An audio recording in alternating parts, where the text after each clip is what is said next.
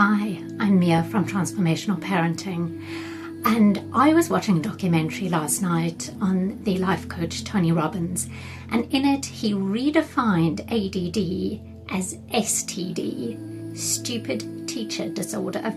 He used a different S word, but we'll keep this family friendly. And I thought, yes, this is what I've been saying to parents for ages, that we all have ADD. We all have attention deficit when we're being forced to learn things that do not align to our values and interests.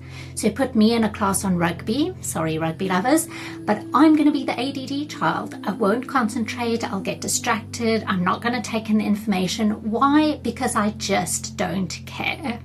Right? And we take children and we give them these very narrowly defined set of values that we say are important for them to focus on. Things like English and maths and science and geography. And hey, what about car mechanics or hairdressing or paleontology?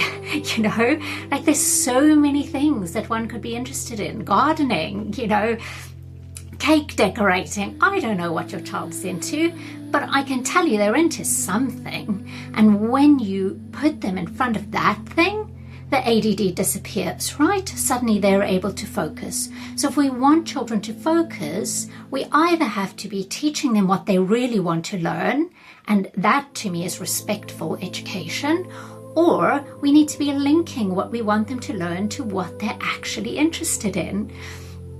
So for example, I was working with a child recently, very, very bright young boy, and he was labelled ADD and causing disruption in the classroom. So I was having a meeting with the school and I said, well, tell me about a day that went well. Tell me about a day where things were okay and he wasn't being disruptive.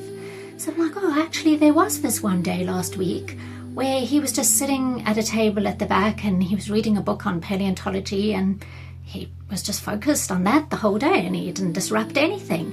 I was like, okay, well, why can't we get him a few more books on paleontology and sit him at the back learning those? They were like, but then he wouldn't be engaging with the curriculum. I was like, okay, so this child doesn't have ADD, he has STD. And I really feel like this is just crazy. You know, we're then making the child wrong. And when we make the child wrong, then we can justify our little narrow curriculum and having this one-size-fits-all approach to education. And that, to me, is stupid.